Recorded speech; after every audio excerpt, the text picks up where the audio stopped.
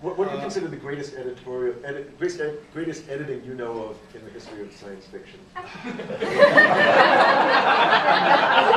pressure. That's not fair. Probably Gold pulling the Demolished Man out of Bester, Bester.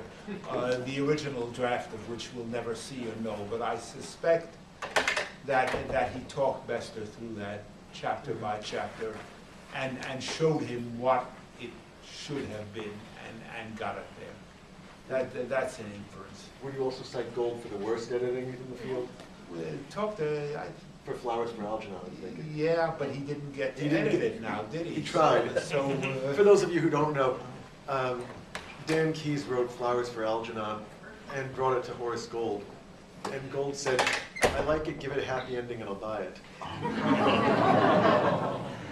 well, he put it, according to Keyes, he didn't put it quite that simply. He said, this is a really great story, and I love this story, and it just needs one tiny little change, and then it'll you go, and we'll be famous and immortal together. Charlie has to stay smart.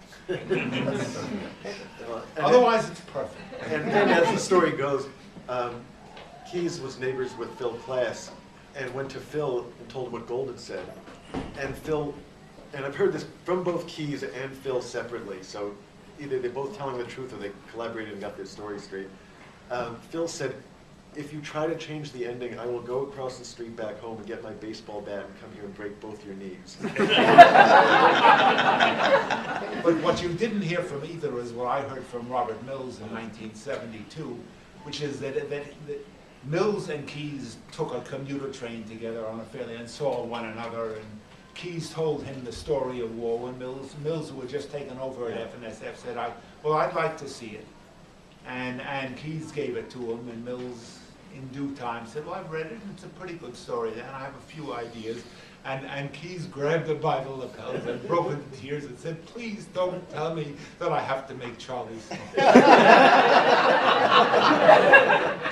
And Mills said, well, no, the teacher, you can have a little love interest there, and that'll be a nice counterplot. Keyes, I'll do it. I'll do anything.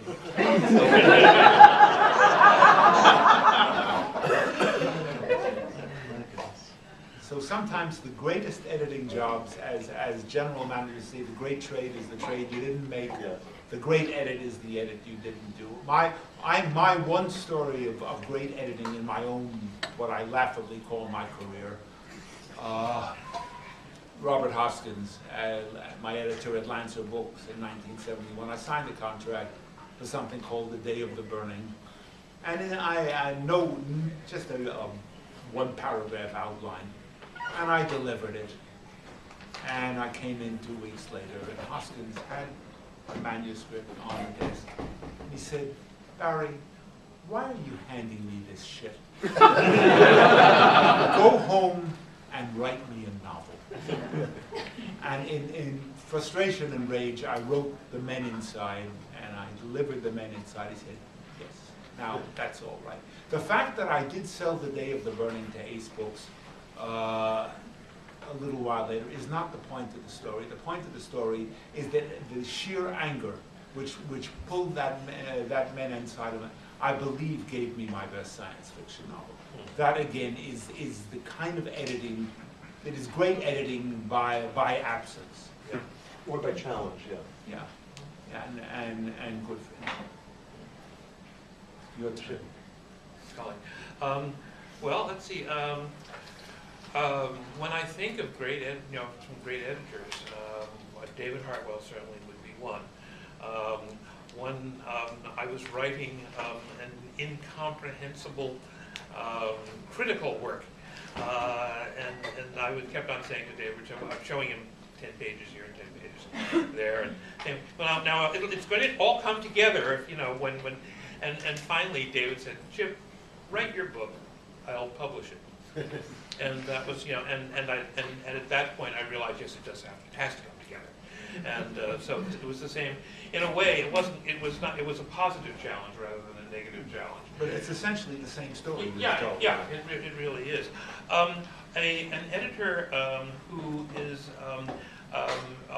has done some wonderful things for me is Ron Drummond.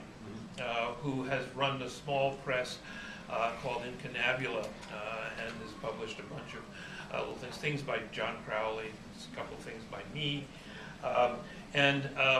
I think what makes a really good editor in just that the workaday way that an editor works with a writer is the editor has got to be able to get inside the work and understand what the work is trying to do, possibly even better than the writer, and sometimes that actually happens.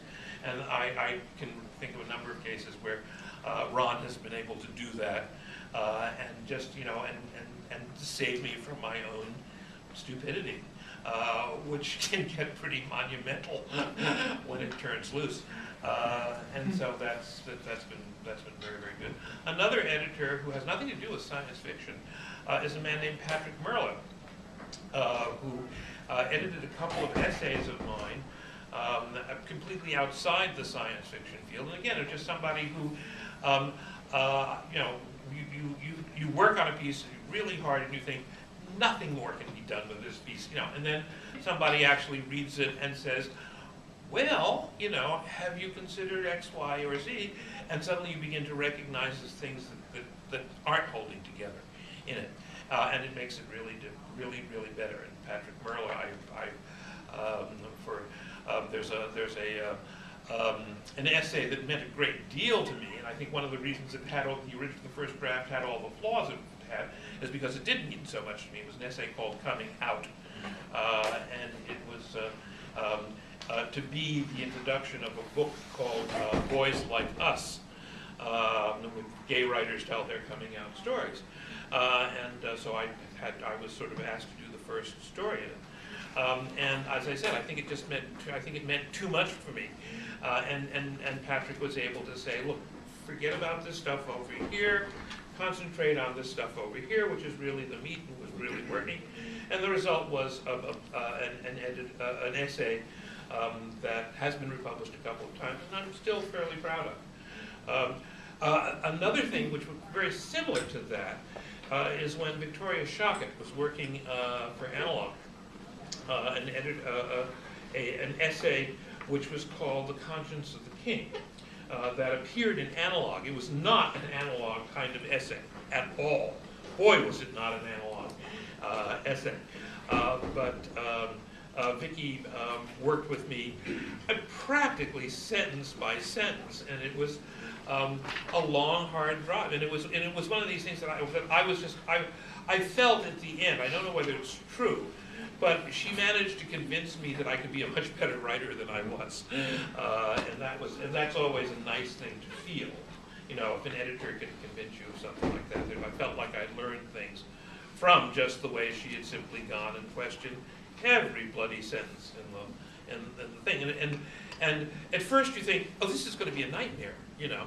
And then you suddenly realize that the things that are come out of the question, you know, are very positive, and they really work. And so that's my group of great editors: Ron Drummond, Patrick Merla, David Hartwell, and Victoria Shockett.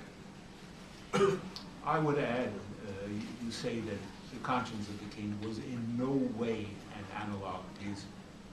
Ben Bova, who has never, I think, gotten the credit he should have gotten, Yes. had a peculiar and strange ability, which great editors have, which is that he could publish a story and it was an analog story. He was able somehow to he was able to hold Campbell's audience and change the magazine, a parley which I would have called impossible.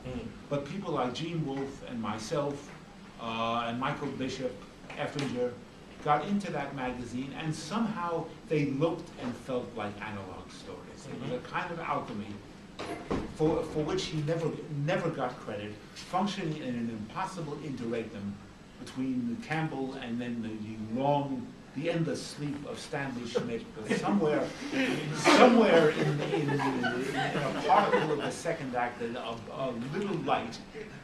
And if Bova published it became, just as Horace Gold, crazy as he might have been, published Galaxy stories, and non-Galaxy stories and runs became Galaxy stories Right. in that Would context. we call that vision?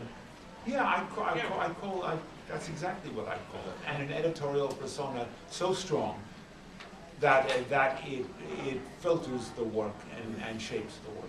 Simply by its presence in the magazine, he doesn't have to. It's a context, as I've been saying in recent years, context is everything. Yeah. And a story in Galaxy 53 read and felt differently than a story in Standard.